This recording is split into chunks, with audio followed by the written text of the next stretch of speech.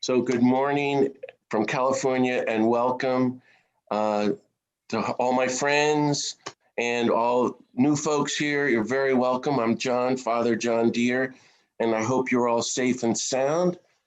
And happy Dr. King birthday. And so for the new organization, the Beatitude Center for the Nonviolent Jesus, I thought I'd reflect with you on Dr.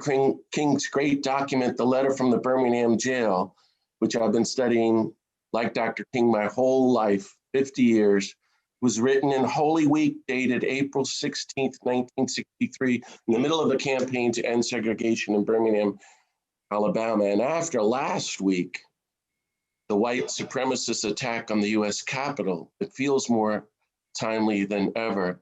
I'm calling the program The More Excellent Way of Love and Nonviolent Protest. Isn't that beautiful? That's a line he wrote at the very end of the letter, protest. So I hope you were able to read the letter, and if not, I encourage you to do it this week.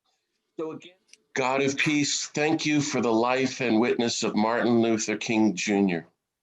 and his call to resist the triple evils of racism, materialism, and militarism, to become your holy people of loving nonviolence. Bless us, disarm us, heal us, help us, strengthen us, be with us and guide us today that we might carry on his great mission, the mission of the nonviolent Jesus, to help end racism, war, poverty, greed, nuclear weapons, executions, and all destruction, that we might welcome your reign of peace and nonviolence. And like Martin, be students, practitioners, teachers, and apostles of God, gospel nonviolence. In Jesus' name, amen. Amen. So welcome again, dear friends. I don't know about you, but it's just been an overwhelming time after last week's attack on the US Capitol by white supremacists and neo-Nazis led by Donald Trump. I thought the headline in the Times of India summed it all up. I don't know if you saw that. Ku Klux Klan. C-O-U-P, Ku Klux Klan, with a picture of it. You know, some things I've been thinking about. The first time ever the Confederate flag flew in the Capitol, the gallows with a noose erected on the west front of the Capitol, the goal of the mob to kill Pence and the police and others. Meanwhile, we're in the global pandemic with millions and millions suffering and dying, while racism, hatred, lies, white supremacy, white privilege, white nationalism, corporate greed, ongoing war, federal executions, someone killed last night, nuclear weapons, world hunger, environmental destruction, they all continue. It's incredible. But Biden and Harris will be inaugurated this week. A Black man and a Jewish man won the Senate in Georgia. We'll have the first woman of color as vice president. We have a vaccine. And on Friday, the UN treaty goes into effect, outlawing nuclear weapons. So it's a terrible moment, but there's hope. And we're blessed to have Dr. King as our teacher and guide. That's the way I've looked at him my whole life. And he points a way out of the madness, the more excellent way of love and nonviolent protest, as he calls it here. He says, we're not powerless. We have the power to change the country and the world if we want to, through the methodology of active, loving nonviolence. And so we have to keep at it. So I'm going to make some preliminary remarks. Then I'm going to walk through the letter and make points, key points and themes that interest me. And then I'm going to take your question. Now, there's a lot I want to talk about, and I've been studying it for 50 years. And these are just my thoughts. And I really hope you will find them helpful. Been working really hard on what I want to share with you. I've also, you may know, recorded a general podcast about Dr. King last year, which has all my thoughts and like generic lessons on Dr. King. And I hope you will listen to it if you haven't. It's free, along with my other podcasts at beatitudecenter.org. So you might want to check that out. There I said that I think the best way to understand Dr. King is through the lens of nonviolence. He talked about it morning, noon, and night, and said nonviolence is a way of life.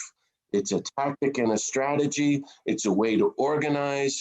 It's both a spiritual path to the God of peace and a political methodology for social change. At the heart of Dr. King's nonviolence is the truth that every human being is equal. This is the key, that we are all sisters and brothers of one another. So, and Dr. King also defined nonviolence as power, that we have with nonviolence the power to change anything and everything for the better, for justice and peace, if we're willing to get involved in the nonviolent struggle.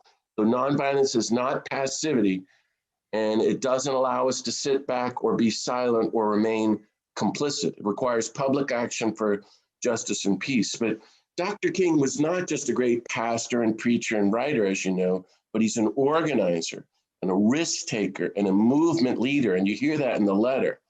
He's fighting racism and segregation and police brutality, but then he goes on and attacks economic injustice and the Vietnam War and nuclear weapons. And all of it, he has this underlying vision and foundation in gospel and nonviolence. And one of the things he says, which we'll look at, is nonviolent social change is not inevitable. It's not going to happen. It never happens unless people struggle for it and work for it and demand it. And that's what you and I have been trying to do with our lives and what we have to keep doing. And all his life, in my opinion, led up to his assassination and that statement, his last words the night before the government killed him, when he said, the choice is no longer violence or nonviolence, it's nonviolence or non-existence. And that's where we are today. Wow, are we? We have to choose nonviolence, become nonviolent, and all of us do our part to help build the global grassroots movement of nonviolence to lead humanity back from the brink of destruction. I also wanted to say from the start a word about racism and the church. You know, for the record, so this is just background preliminary things that I've been thinking about. The Catholic Church teaches that racism is, quote, a grave sin. It's social sin, systemic sin that involves structures, institutions, systems of organized prejudice that oppress people on the basis of their skin color in order to maintain power, in this case, white power. I remember a year ago on Ash Wednesday at the local parish, I preached and said, if this is what I'm thinking, this is what I shared. If you are white in the US, you have to repent of the social sin of racism because you were raised and live in a racist culture. So we white people are by definition racist because we live in a racist culture. So we are actively repenting and working to renounce racism and white privilege and promoting racial justice and equality. It's the same as if you are a man in the United States. This is what I preached last year. You have to repent of the social sin of sexism because you were raised and live in a sexist patriarchal culture and have to do your part to renounce sexism and promote equality and feminism. And if you just live in the United States, you have to repent of the social sins of militarism, war making, executions, gun violence, threatening the human race with nuclear weapons, and destroying Mother Earth because you live where these things are done. In fact, I submit, and I've been thinking so much about this, that the whole history of the US from the start has been white supremacy, white nationalism, white power, and white privilege. Remember, you may not know, but I majored in African American history at Duke. That's what I studied in college. The Europeans came over here and committed genocide against the indigenous, killing millions, and then enslaved millions of Africans, then set up Jim Crow and segregation. Today, we have 2 million in prison, the new Jim Crow. But I see it with you as all one. The corporate greed is deeply rooted in racism. That war has always been about racism, including Vietnam, Nicaragua, Iraq, and Afghanistan. That nuclear weapons are all about racism. That environmental destruction, in my opinion, is totally connected to racism. So remember, for example, I always remember that police departments began across the South. Remember, I'm born and raised in the South. As official white citizen patrol groups to hunt down African Americans who fled north to escape slavery. So much in our country is about controlling people of color to protect white privilege and white power and white nationalism. And like Dr. King, you and I want to work to help dismantle the racist war-making institutions and the economic structures of capitalism and militarism, which maintain white power. But what's so fantastic about Martin is that he's changed my whole life. And you can listen to that podcast and hear some of my stories about Dr. King, because all his friends and Mrs. King became my friends. From day one of the Montgomery bus boycott, Dr. King did something astonishing. He called for creative nonviolence. So he's not only ending segregation on the buses, building a movement and transforming our country, but he's inviting us to a whole new spirituality and saving all of us by inviting all of us to become people of nonviolence, people of universal love, people called to live in the beloved community. So by 1962, he's this mythic movement organizer. And he looks at the whole South and he decides to pick a city and launch a campaign of nonviolence to end segregation there and inspire the rest of the South. So he picks Albany, Georgia. I went on pilgrimage to see it. And he led waves of civil disobedience there. And it was a total success and it was a total failure. The police were totally friendly. There was no opposition. Everything went very orderly, and the whole campaign was ignored. That's why Dr. King goes to Birmingham. I've always found that very interesting. Nothing went, the Albany campaign didn't go anywhere. It didn't get the government or the nation's attention. So he's going to go to a place that's going to get attention. And he wants to build a nonviolent campaign that's going to provoke a response, that's going to expose the horrors of racism and segregation and violence to the nation and force the government to react. Remember Jim Lawson telling me at length over the years about how they were very deliberately trying to provoke a reaction. Birmingham is totally segregated. It's much bigger and a much more significant city where white people regularly threaten, hunt, torture, kill, and bomb African Americans. There were 60 Black churches burned down, in the previous years before the campaign. I once heard Jesse Jackson call Alabama, along with Georgia, Mississippi, and other places, state terrorism. State terrorism, where it's legal for white people to hunt down and kill African Americans. Think about that. It's legal. It's apartheid, a system of structured white supremacy. Alabama also, in my opinion, was like El Salvador, where US-backed death squads roamed around in the 1980s killing poor people, as I saw when I lived there. And Birmingham has this very racist, outspoken, angry police chief, Bull Connor. So Dr. King goes there deliberately to confront all this, expose this at the risk of his life, and to spark nonviolent transformation. In the middle of the campaign, he writes his letter. Remember, he doesn't know the outcome, which we all know now, how Birmingham desegregated, that led to the Civil Rights Act, and then the March on Washington, and then Selma on the Nobel Peace Prize. So it's March, April 1963. The campaign starts off really poorly. Got off to a very slow start. Dr. King was very disappointed. Then the white judge comes in and orders them not to march. And it's come to a complete standstill. And it's Good Friday. And they're having these 24-hour meetings. And Dr. King prays, comes back to the room where the meeting is, and announces he's going to break the injunction. So he and Ralph Abernathy walk to Kelly Ingram Park, downtown Birmingham. That's where the National Civil Rights Museum is today. I hope you all go and visit. And they get arrested and they're thrown into the horrible Birmingham jail. And Dr. King is put into solitary confinement in a dirty, ugly cell with no mattress, no pillow, no blanket, no pen, and no paper. But he has a copy of the Birmingham newspaper where he reads this open letter to him from 8 white leading liberal Christian ministers who criticize his campaign as, quote, unwisely and untimely. And he gets a pen from another prisoner and he starts to write a response on the edges of paper.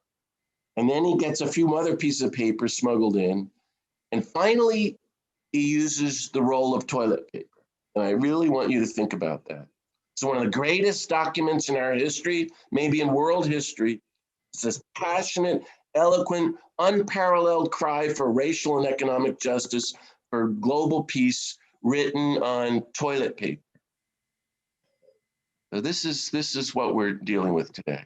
So I'm going to walk through the letter and point out some themes. First, he tries to take on the question of the white liberal church leaders. Why are you here? You're an outside agitator. And he writes, quote, I am in Birmingham because injustice is here. Injustice anywhere is a threat to justice everywhere. We are caught in an inescapable network of mutuality. Wow. Tied in a single garment of destiny. Whatever affects one directly affects everyone indirectly. That's one of the greatest truths ever proclaimed. Something to think about for the rest of our lives. Whatever one affects one directly affects all indirectly. You could unpack that in Matthew 25, but if we do that, I'll be here all day. And then he says, well, why are you doing so little to relieve the suffering in Birmingham? They accuse him of bringing division and creating tension. He says, hey, that's the duty of the Christian, to speak up for justice and equality, even at the risk of creating tension and division. The white liberals say, you should be working for unity. Did you notice, did you hear, friends, last week or during the impeachment hearing? That's nearly what every Republican said as they refused to impeach Trump. We want unity, where everything is about division. King says real unity can only come about when we recognize and name and address our deep division, which means racism and the legality of segregation and apartheid, state terrorism, state violence that allow the killings to go on, the suppression of voting rights, the structured maintenance of white privilege. This is a very powerful teaching. And this is what I have been studying for 40 years in the letter from the Birmingham Jail, which I think I've read every year for 40 years.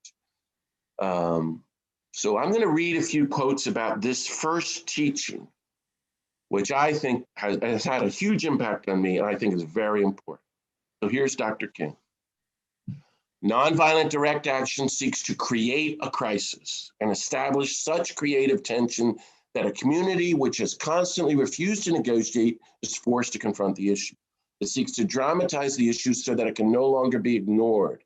The creation of tension is part of the work of the nonviolent resistance.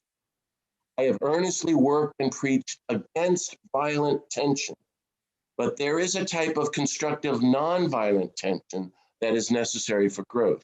The purpose of direct action is to create a situation so crisis-packed that it will inevitably open the door to negotiation. And then he goes on, we have not made a single gain in civil rights without determined, legal, and nonviolent pressure. History is the long and tragic story of the fact that privileged groups seldom give up their privileges voluntarily. But we who engage in nonviolent direct action are not the creators of the tension. We are merely bringing to the surface the hidden tension that is already alive. It's so important. We're bringing to the surface the hidden tension that's already there. And we're bringing it out in the open where it can be seen and dealt with. And here's Dr. King. Like a boil that can never be cured as long as it is covered up, must be opened with all its pus-flowing ugliness to the natural medicines of air and light. Injustice must likewise be exposed with all of the tension its exposing creates to the light of human conscience and the air of national opinion before it can be cured. Wow, isn't that just brilliant? So he's writing on toilet paper and he's saying nonviolence does not mean do not rock the boat. In fact, it means go and rock the boat of injustice. Disrupt the culture of violence with beautiful, meticulous nonviolence. And know from the start that your action is going to have consequences, that you're going to be accused of being divisive. It's usually starting with your families and friends and your coworkers. And it's going to create tension. And you're probably going to have to suffer for your stand. But you just keep going in nonviolence and steadfastness and love and keep exposing injustice, and the truth will win out. This is the methodology of Dr. King's nonviolence. I submit he gets all of this from the nonviolent Jesus, who did this over and over again. That's what I'm going to be talking about in the workshops in the next few months for Lent. Jesus, who committed dozens and dozens of acts of civil disobedience, who marches to Jerusalem on his campaign of nonviolence and then engages in dramatic nonviolent action in the temple in Jerusalem, for which he's arrested and killed. Jesus totally disrupts Jerusalem, the city. Dr. King totally disrupts Birmingham. This is the methodology of nonviolence, as I hear Dr. King teaching us. It provokes a response, which can lead to nonviolent transformation. And that's what all the best movements have always done. So he's saying, if you want peace and justice, don't be afraid to take a public stand and provoke the culture and risk creative tension, even if you're misunderstood, but stay nonviolent, and the situation through your nonviolent suffering, redemptive love can be transformed. Now, this is I've always been moved by this teaching. Notice he compares racism and segregation here to a boil on the body politic. This is the genius of Martin's imagery. Is the only way towards social healing is by lancing the boil and letting the pus come out and letting it heal in the open. And that's what I'm going to do in Birmingham. It's precisely what most of us do not want to do. This is what we've been ignoring, to lance the boil on the body politic, to have to deal with the mess that will result if we stand up and take nonviolent action, commit civil disobedience, and speak out. This has been my experience in every one of my civil disobedience actions. It gets messy. And now you get to practice nonviolence. I've been arrested about 85 times, and the last one was 1 year ago with Jane Fonda and Reverend Barbara, and my friends Brad and Michelle, who are on this Zoom today, at the US Capitol, where we nonviolently disrupted the Capitol to call for an end to digging up fossil fuels for an end to climate change. And we were met by hundreds and hundreds of police, way more than what happened last week in DC. You saw the photo of Jane surrounded by 100 cops, and she's under arrest. None of that happened last week when 100,000 white supremacists stormed the Capitol. But what I wanted to share with you is that this teaching, which I have thought about for 40 years, it's really important to me, has really helped me understand Jesus more than anything else. And that difficult question, which I wrote about in my book, The Questions of Jesus. Do you think I have come to bring peace? No, not peace, but division. Some translations say, no, but a sword. Jesus has just been saying throughout the Gospels what Dr. King is teaching in the famous letter. You're all divided. So you're going to respond to my nonviolence and nonviolent action, thinking I'm dividing you. But this is actually the path for nonviolent healing and global unity. Jesus and Martin teach us that the mere presence and action of a nonviolent person standing up for justice, disarmament, equality, and creation, the culture of war, injustice, racism, violence, and so forth, will not bring peace and unity, but first of all, disruption and division. And this is the path. I finally got this, just a little aside here, as some of you know, in 2003, after speaking out across the country against the US war in Iraq and in all my parishes in New Mexico, when one of the parishes, which was nearly all white Republicans, went to the Archbishop and asked to have me removed because I was preaching against the Iraq war, which every one of them, almost to a person, was for. One of the leading women in the parish, for example, said to me after Mass one day, she's holding her baby, and she looked at me and said, oh, can't we just bomb them all? Her husband was actually flying over Baghdad and dropping bombs. I said to her, you wouldn't want one baby killed. She said, oh, it's just collateral damage. So the whole parish went to the Archbishop and said, I was dividing them. He called me and told me that you're dividing them, so I'm removing you. I said to him, they've never been more united in their lives. So I was removed for being divisive, and I remembered Martin and the letter from the Birmingham Jail. And everything Jesus teaches, if you read the fine print about the consequences of discipleship, mother against daughter, father against son, division, but remain nonviolence. This is what happens when you take a public nonviolent stand. That's why Dorothy Day goes on to say, the measure of your discipleship to Jesus is how much trouble you're in. So the lesson I get from this is don't be afraid. Be peaceful and nonviolent. And our teacher, Martin, has gone ahead from us, and we can do our bit today. That's what I'm hearing. Imagine, dear Martin, being charged with being divisive, bringing division to the most divided city in the United States, place total apartheid and state terrorism. So this is the work of the nonviolent person. It's very hard, especially for us white activists and people, to grasp that we're called to expose latent violence and racism as we are working to renounce it and dismantle it and force the culture to deal with it, to break it down and end it, even as we take risks, beginning with being the risk of being divisive and accused of being a disturber of the peace. And this is what, thinking about the letter, this is what Black Lives Matter is doing. So I'm trying to look at Dr. King's teaching with what we've just lived through this past year and why Black Lives Matter is so important, because Black Lives Matter. Michael Brown shot in Ferguson. You just go through the list of the last few years. Charlottesville, Trayvon Martin, all of last year, George Floyd having a white police officer kneeling on his neck, 8 minutes, calling out, "I can't breathe," dying. Ahmaud Arbery going jog. He's hunted down. Breonna Taylor shot and killed in Louisville in her sleep. Tamar Rice, the 12-year-old boy in the park, and so forth. So Black Lives Matter is creating tension, demanding justice, and provoking a response.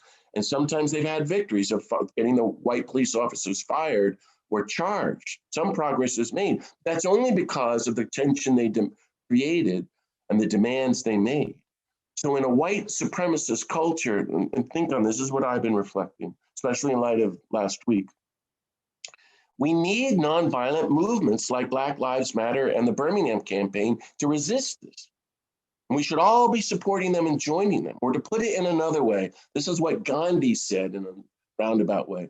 Without nonviolence, Gandhi said, democracy always turns to fascism. Did you know that, teaching? Democracy is a threat to white supremacism and systemic racism and fascism and corporate greed and permanent war. And so democracy always needs nonviolence and movements of nonviolence to survive. And what we're seeing right now is that tension still lingering and happening right this week. So I'm going to move on to another point. I hope you're still with me. Get coffee if you need more help. And sorry if I get too excited here. Dr. King says, I just love this so much. Quote, we need nonviolent gadflies to create that tension, to help women and men rise from the dark depths of prejudice and racism, he says, to the majestic heights of understanding and brotherhood and sisterhood. So that's us, dear friends. I love that. And a lot of my friends have talked to me about that over the years. I remember times in jail talking about this beautiful phrase. Nonviolent gadflies, Martin, just so beautiful, who work to promote new understanding, racial justice, and peace. That's what nonviolent gadflies do. We agitate for an end to racism and police brutality, as well as executions, which are all about racism and poverty and war, nuclear weapons, environmental destruction. We keep agitating through creative nonviolence to force the culture to look at these evils. Again, I look at Black Lives Matter as a movement of ordinary folk, nonviolent gadflies. By the way, I don't know what, you can think about your experience, but near where I live, last summer, I joined the Black Lives Matter protest in the local town. There were 500 people, and there were only 2 or 3 of us over 25. So that was an education. But I like this invitation to become nonviolent gadflies. I invite you to think about how you've been doing that. Next, Dr. King starts teaching about civil disobedience. And this is just so shocking and so important, that good people have to break bad laws which legalize them. So here I'm going to read some more quotes and then talk about it. This is Dr. King. There are 2 types of laws, just and unjust laws. I would agree with St. Augustine that an unjust law is no law at all. A just law is a man-made code that squares with the moral law or the law of God. An unjust law is a code that is out of harmony with the moral law, the higher law. All segregation statutes are unjust because segregation distorts the soul and changes the personality. One who breaks an unjust law then does it openly, lovingly, and with a willingness to accept the penalty. An individual who then breaks a law that conscience tells him is unjust and willingly accepts the penalty by staying in jail to arouse the conscience of the community about its injustice is in reality is expressing the very highest respect for the law. Isn't that profound? This, and he gives some examples. This was practiced superbly by the early Christians who were willing to face hungry lions and excruciating pain of chopping blocks before submitting to the unjust laws of the Roman Empire. And then he talks about Socrates. He says, to a degree, academic freedom is a reality today because Socrates practiced civil disobedience on his behalf.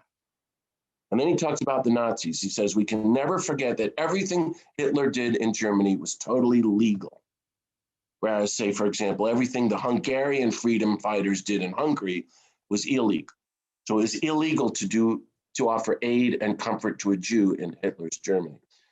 So these are very powerful instructions. He's using reason, history, and scriptures to make the case for nonviolent civil disobedience as one very powerful tool to confront and break unjust laws and systemic injustice as a way to dismantle racism and white supremacy.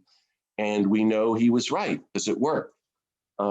Just before he was arrested, especially in light of what happened last week, I've been studying it again. Dr. King, in one of his speeches that week, he arrived in Birmingham, said, I'm calling for a nonviolent army to take over Birmingham. And Brad and Michelle, I don't know if you remember, that's what Jane Fonda said in her Fire Drill Fridays speech before we got arrested a year ago. I'm calling for a nonviolent army on behalf of, Mother Earth and the indigenous peoples to protect us from catastrophic climate change. But King says he's trying to build a campaign of total nonviolence, and his goal was to fill the jails with nonviolent protesters to force the city and segregation. And he doesn't know if it's going to work, but that's his goal because he knows how nonviolence works. It then becomes contagious. So I don't know how much you all got to study the actual events of Birmingham. And there's so many great documentaries about it. I invite you to read up on it and watch them. But he marches on that Good Friday. He violates the court injunction. It's a very serious risk. Could end the whole campaign. He doesn't know what's going to happen. He had promised to bail out hundreds of people who were in jail, but then Harry Belafonte calls and says they've run out of money. What do I do? He prays and says, I'm going forward in the dark as a leap of faith, and he risks arrest, and he's put into solitary confinement, and he starts praying and writing, and it was hard. This was no piece of cake for Dr. King, and he's in 4 days of this. But what he doesn't know is that President Kennedy called Mrs. King, and then suddenly his 2 lawyers show up, and they get in to see him, and they tell him Harry Belafonte has suddenly raised all this money, and hundreds of more people are going to join the campaign.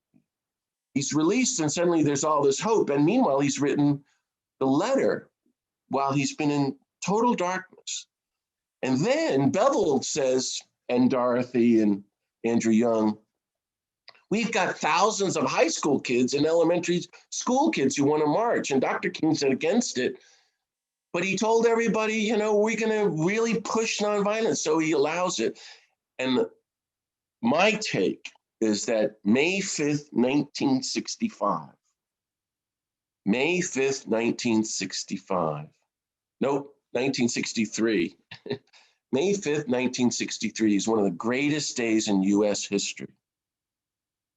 On May 1st, which Dr. King called D-Day, 1,000 kids marched out of the church into the park singing gospel songs and got arrested. And the jails are full. But what Bull Connor doesn't know that the next day, May 2nd, 1963, double D-Day now, he's got 2,000 more kids, and they march into the park in waves of civil disobedience. And by this time, Bull Connor, the police chief, is livid, and he's screaming, and he orders the police to let loose the dogs, the German Shepherd, and they all attack the kids. You've seen the picture. And he orders the firemen to turn the fire hoses on the kids. And the whole country sees this on the evening news, these kids brutally singing gospel songs, brutally injured that night. They watch, the whole country watches it and is shocked. But then the biggest day of all is Sunday, May 5th, 1963. 3,000 kids pour out of the church. And they march the first line towards the firemen who've got their fire hoses. And the kids are singing, and Bill Connor's yelling, and the news people are filming it. And the firemen burst into tears and put down their fire hoses. And thousands of singing African-American kids walk right through the white firemen and the white police officers. The firemen disobeyed the orders of the police chief and refused to turn the hoses on the kids. That's when nonviolence becomes contagious. And that's what you see in movements. One of the most dramatic is the People's Power in the Philippines, where nonviolence becomes contagious.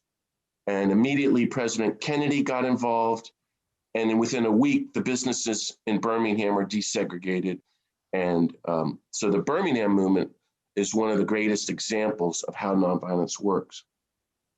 Hang here with me. I want to go on to a few other points on the letter.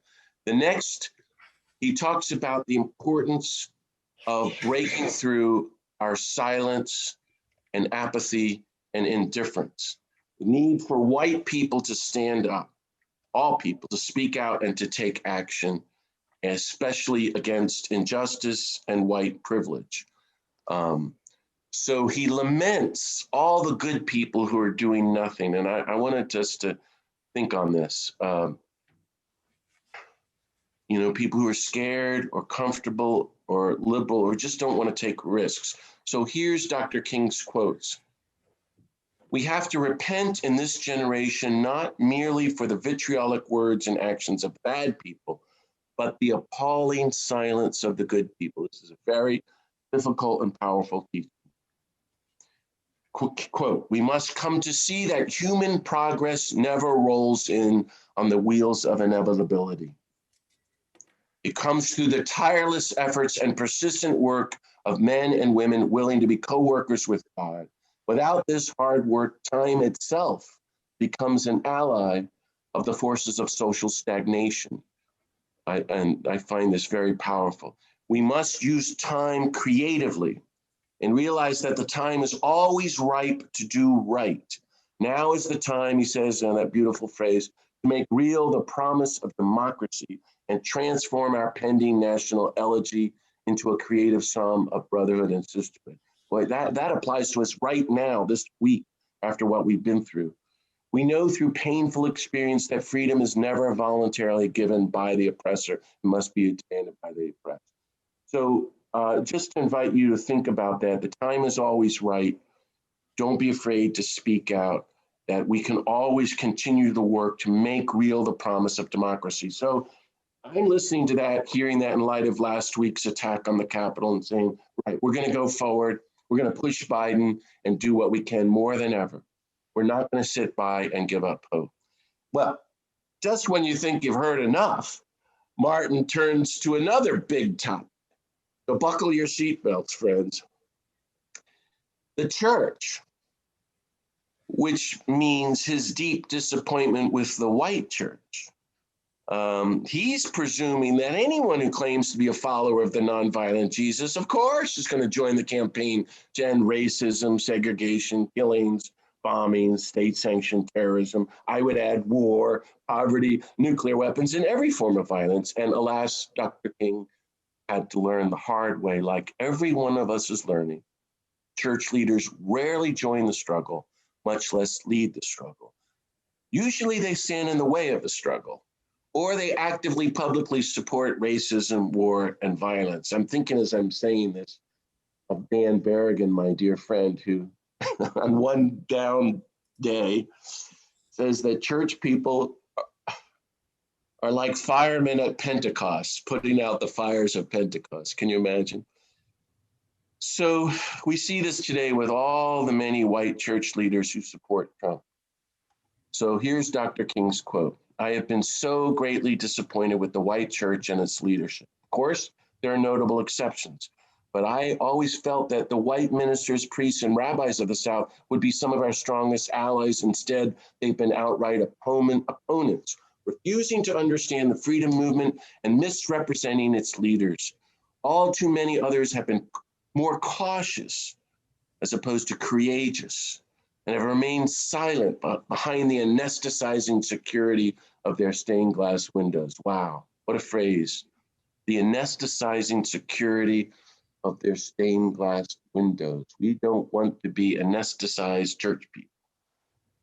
Here we are, this is Dr. King. We're moving toward the exit of the 20th century with a religious community largely adjusted to the status quo, standing as a taillight behind other community agencies rather than a headlight leading people to higher levels of justice. Wow, what images. But he talks about there's no deep disappointment with the church where there's not first deep love. And he says the contemporary church is often a weak, ineffectual voice with an uncertain sound, is so often the arch supporter of the status quo. Far from being disturbed by the presence of the church, power structure, most communities is consoled by the church's silent and often vocal sanctions of the way things are. This is a critical statement for me, and it's guided my whole life. Church should disturb the power structure. That's the point. Every church should be a disruptor of the power structure of white supremacy, war, permanent war, racism, and so forth. But instead, the church is consoled and happy about its silence. And, that's why I always say that the culture of violence is always instructing the church how to be church, and we go right along with it. But Jesus and Dr. King are telling us something different. And then Dr. King concludes with this sentence. Listen to this. But the judgment of God is upon the church as never before, as written almost 70 years ago. And here we are today. Quote, if the church does not recapture the sacrificial spirit of the early church, it will lose its authentic ring, forfeit the loyalty of millions and millions, and be dismissed as an irrelevant social club with no meaning for the 20th century. An irrelevant social club. Wow. That's where we are today. Millions of us are appalled at white church leaders who side with Trump and racism and war and even nuclear weapons. Millions upon millions have left the church because of our failure to deal with these social sins, because of priests and ministers claiming to be pro-life who really support racism, wars, executions, environmental destruction. But friends, what I learned quite seriously 40 years ago from Dr. King in this letter, as I learned from Dan and Merton and Dorothy Day, that despite our deep disappointment, Dr. King remained in the struggle precisely as a church person. He did not throw out the baby with the bathwater, so to speak. He stayed faithful to the nonviolent Jesus to the last second of his life. And that's what I chose to do over my 50 years of studying Dr. King, because of Dr. King. It's one of the many impacts his life has had on me, to work on justice, discernment, equality, creation for peace as a nonviolent Christian, and in the process, help heal and disarm the church and witness to what a nonviolent Christian could be. That's what I'm trying to do. Here's another quote. This one is, I'm going to be concluding with this, but it's so important. And you might have missed it. Here goes. On sweltering summer days and crisp autumn mornings, this is Dr. King, I have looked at the South's beautiful churches with their lofty spires pointing heavenward.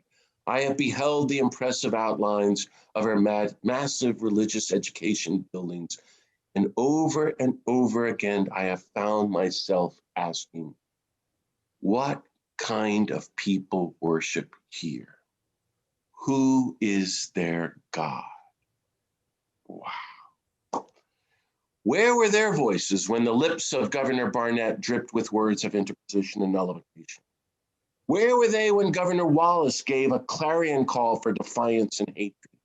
Where were their voices of support when bruised and weary African-American men and women decided to rise from the dangerous legends of complacency to the bright hills of creative protest? So this is a powerful statement.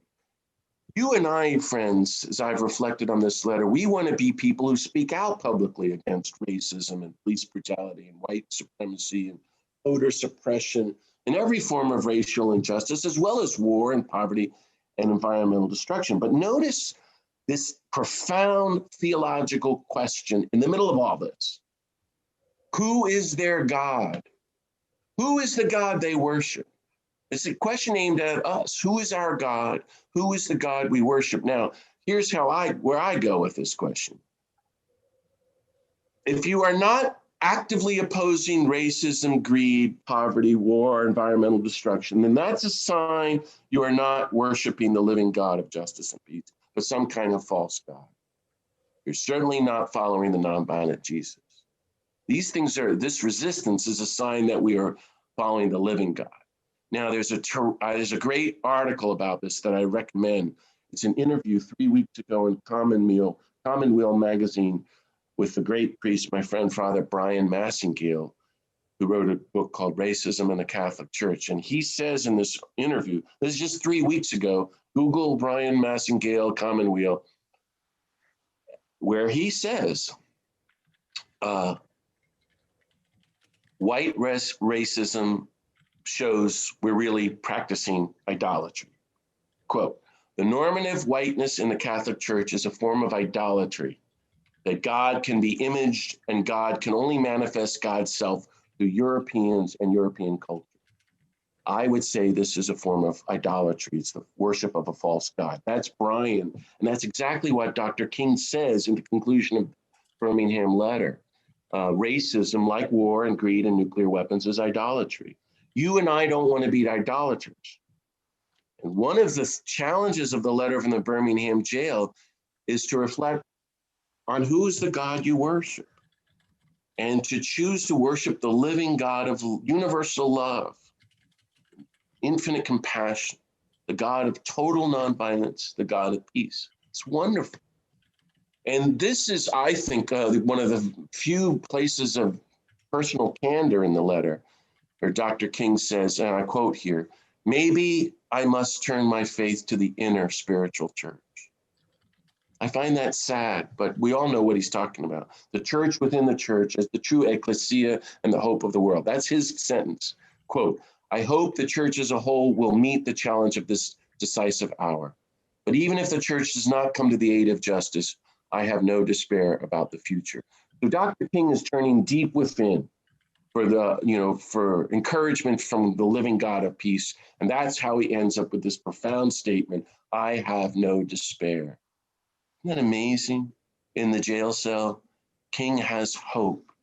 Hope in nonviolence, hope in the methodology of nonviolent civil disobedience, hope even in the church as a community of followers of the nonviolent Jesus, hope in white and blacks together. It's that hope which makes him what? An exemplary nonviolent gadfly, an authentic leader and witness of the church, to use his words, a bright headlight leading us home through the darkness. So we have a lot of work to do. There's no resting on anything. We have to all keep doing our part to help change the church and the country and make it all anti-racist, anti-white privilege, anti-war, community of gospel and nonviolence. But I invite us, like Martin, to dig deep within and find hope and then stay with the struggle. The last thing I'll say is notice the end again, he tells how sad he was with the accusation, you're just an extremist. And he flips it around and says, what else is there to do in a world of total violence, in a culture of violence, a place like Birmingham, but become an extremist for love, an extremist for peace, an extremist for nonviolence? Quote, was not Jesus an extremist in love, saying, love your enemies, bless them that curse you? Was not Amos an extremist for justice, saying, let justice roll down like waters? And here's his question, Dr. King. The question is not whether we will be extremists, but what kind of extremists we will be. Very important. Will we be extremists for hate, Or will we be extremists for universal love? Will we be extremists for the preservation of the unjust status quo? Or will we be extremists for the nonviolent struggle for justice? He invites us to become extremists for peace, justice, universal love, equality, and total nonviolence. So, friends, I get from this, don't let your disappointment with the church paralyze you. Set your sights high, keep taking new risks for love and truth. That's what I'm going to do after listening, studying this letter again. And meanwhile, we're going to become the church we wish others would be.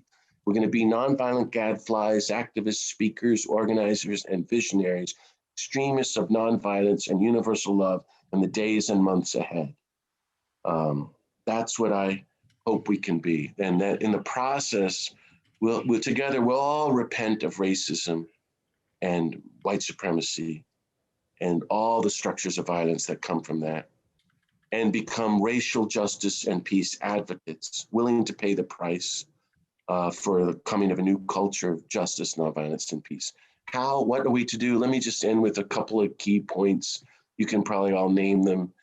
I really encourage you to keep studying Dr. King. That's what's helped me the most. And to read, I have already, and keep reading all the books about him and books about racism and white privilege and how to become a better racial justice advocate. Better get involved with Black Lives Matter. Really listen to the voices of African-American leaders and communities, Latino community. Listen to young people of color, join their movements. Whatever you do, whatever you're working on, your work for justice, connect the dots. So they're always addressing the full spectrum of violence: racism, war, poverty, greed, executions, guns, nuclear weapons, environmental destruction, the whole thing.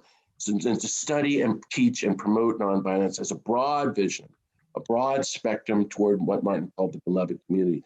Finally, the last thing is, after John Lewis died last summer, because I was friends with him, I got invited to be on the national committee for the annual Selma Bridge crossing. You know how every year they recreate the Selma March over the Edmund Pettus Bridge.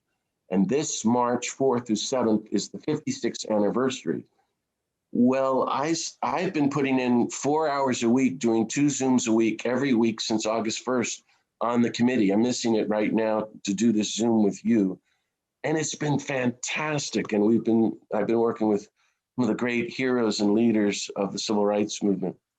But I invite you to join us. It's going to be 3-day virtual, brilliant festival and teachings, selma50.com, I think.